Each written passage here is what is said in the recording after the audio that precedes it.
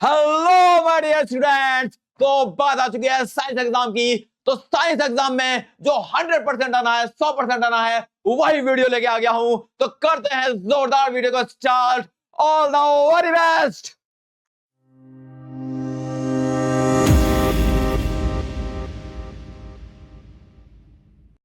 हाँ, तो आने वाला है हमारे बच्चों का साइंस का एग्जाम। हमारे बच्चों का साइंस का एग्जाम डरने की जरूरत नहीं है, क्योंकि आज विक्की सर क्लासेस पर आपके लिए लेकर आए हैं वो चीज जो 100% आपके एग्जाम में आएगी ही आएगी और आपको सफलता दिलाएगी ही दिलाएगी। तो बेटा, आज हम आपके साथ बात करने जा रहे हैं लाइट वाले चैप्टर की। किस चैप्टर की बात करने जा रहे हैं? लाइट वाले चैप्टर की। लाइट जो आपके जीवन में लाइट ला देगी। अब देखो बेटा ध्यान से, लाइट वाले चैप्टर में ऑब्जेक्ट होता है, कोई ऑप्टिकल इंस्ट्रूमेंट होता है, जैसे कि मिरर हो सकता है या लेंस हो सकता है, और मिरर या लेंस की हेल्प से उस ऑब्जेक्ट की बनती है बेटा इमेज।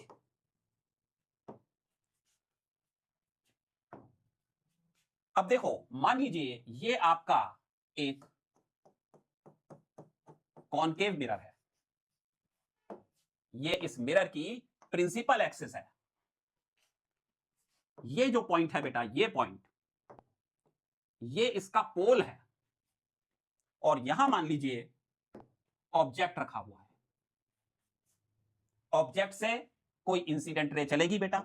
ऑब्जेक्ट से एक रे चली, मान लीजिए ये रे चली, मिरर तक आ गई, और मिरर तक आकर टकराकर मान लीजिए इस तरह से चली गई। एक दूसरी इमेज आई, एक दूसरी रे आई बेटा। एक दूसरी रे मान लीजिए कुछ इस तरह से आई और मिरर से टकराकर मान लीजिए इस तरह चली गई। इसका मतलब बेटा यह हुआ, क्योंकि हमने रेज यहां से शुरू की थी और वो यहां पर मिल रही हैं, इसका मतलब इस वाले पॉइंट की इमेज जो है वो इस वाले पॉइंट पर बन रही है। कुल मिलाकर बात करें तो ये जो पूरा हमारा ऑब्जेक्ट है, इस ऑब्जेक्ट की इमेज यहां पर कुछ इस तरह बनेगी। तो हमने देखा कि इस ऑब्जेक्ट की इमेज इन्वर्टेड यानी उल्टी बन रही है।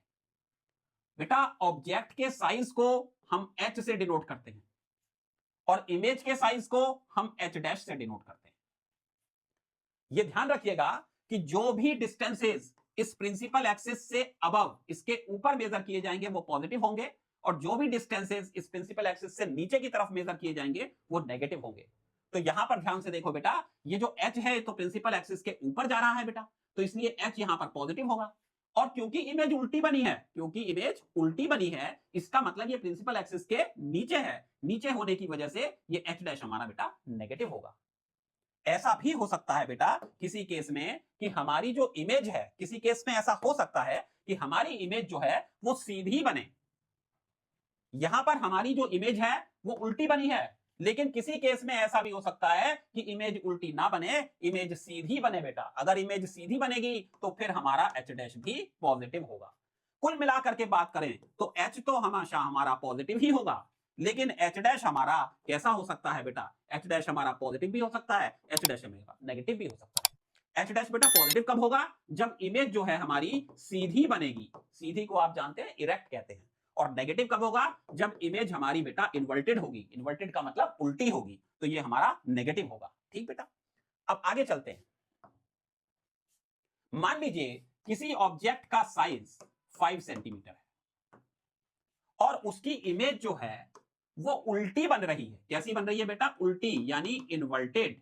तो जैसे ही मैंने कहा कि इन्वर्टेड बन रही है, इसका मतलब मैं एच डैश को नेगेटिव लूंगा बेटा। और मान लीजिए उसका साइज 10 सेंटीमीटर है, तो अब ध्यान दीजिएगा, ऑब्जेक्ट का साइज 5 सेंटीमीटर है, इमेज का साइज 10 सेंटीमीटर है, लेकिन क्योंकि इमेज इन्वर्टेड है इसलिए मैंने इसको माइनस का 10 लिखा बेटा। अब ध्यान से देखो, जो मैं आपको बताने जा रहा हूं वो है मैग्निफिकेशन। मैग्निफिकेशन होता है बेटा H dash upon H, size of image upon size of object. फिर ध्यान दीजिए, size of image upon size of object. Present case में साइज ऑफ इमेज बेटा -10 है और साइज ऑफ ऑब्जेक्ट बेटा 5 है, तो इसकी वैल्यू आ गई बेटा -2। ठीक है, यहां ये ध्यान देना बेटा कि ये जो माइनस है ना, ये माइनस तो सिर्फ इतना बता रहा है कि हमारी जो इमेज है वो इन्वर्टेड है। हमारी इमेज इन्वर्टेड है। और बेटा ये 2 क्या बता रहा है? 2 ये बता रहा है कि इमेज का साइज जो है वो ऑब्जेक्ट के साइज का, इमेज का साइज ऑब्जेक्ट के साइज का दुगना है बेटा। कैसे कहा मैंने दुगना? क्योंकि वैल्यू 2 आ रही है। अगर वैल्यू 3 आती तो मैं कहता तिगना है, 3 टाइम्स है। अब बेटा एक और केस लेते हैं। मान लीजिए ऑब्जेक्ट का साइज, ऑब्जेक्ट तो वही है 5 सेंटीमीटर वाला, ठीक है बेटा, लेकिन जो इमेज बनी है इस बार वो सीधी बनी है। कैसी बनी है इमेज? इमेज बनी है सीधी, मतलब इरेक्ट इमेज बनी है। इरेक्ट इमेज बनी है, इसका मतलब h dash will be positive. मान लीजिए इस बार ये 15 है, 15 सेंटीमीटर इमेज का साइज है, लेकिन वो बन रही है इरेक्ट। इरेक्ट बन रही है इसलिए ये पॉजिटिव है बेटा। तो यहां पर आप ध्यान से देखो, मैग्निफिकेशन का जो फॉर्मूला है हमें मालूम है h डैश अपॉन h, ठीक है। h डैश इस बार हमारा प्लस का 15 है और h हमारा 5 है, तो बेटा ये आ गया 3। To be more specific plus का 3 आ गया। अब ये प्लस साइन क्या बता रहा है? प्लस साइन ये बता रहा है कि ऑब्जेक्ट की जो इमेज है वो इरेक्ट है, सीधी इमेज है। और 3 क्या बता रहा है? कि इमेज का साइज जो है वो ऑब्जेक्ट के साइज का 3 गुना है। ठीक है बेटा। अब एक और केस लेते हैं हम बेटा इसके बाद में। मान लीजिए ऑब्जेक्ट का साइज वही ऑब्जेक्ट यानी 5 सेंटीमीटर और इमेज का साइज मान लीजिए -5 सेंटीमीटर। अब जरा समझें, माइनस साइन क्या बता रहा है? कि इमेज जो है वो इन्वर्टेड है, उल्टी है। ठीक है बेटा। तो इस केस में मैग्निफिकेशन कितना होगा? मैग्निफिकेशन होगा बेटा h डैश अपॉन h। इसका मतलब ये हो गया -5 अपॉन 5, तो ये आ गया बेटा -1। अब फिर से ध्यान देना है, माइनस साइन तो ये बता रहा है कि इमेज इन्वर्टेड है, और 1 क्या बता रहा है? कि इमेज ऑब्जेक्ट की एक गुनी है। एक गुनी है मतलब उसी साइज की है। इसका मतलब इमेज का साइज और ऑब्जेक्ट का साइज सेम है।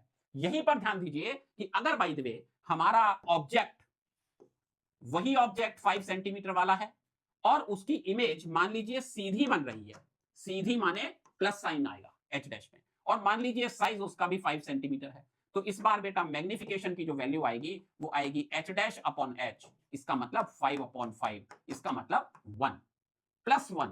प्लस का मतलब है कि हमारी इमेज सीधी है यानी इरेक्ट है। इरेक्ट माने बेटा सीधी, इरेक्ट माने सीधी, और जो हम कहेंगे इन्वर्टेड, इन्वर्टेड माने उल्टी। ठीक है बेटा। तो अब जितने एग्जांपल्स हमने लिए उसमें आपने कुछ बातें नोट की होंगी कि मैग्निफिकेशन मे बी पॉजिटिव और इट मे बी नेगेटिव।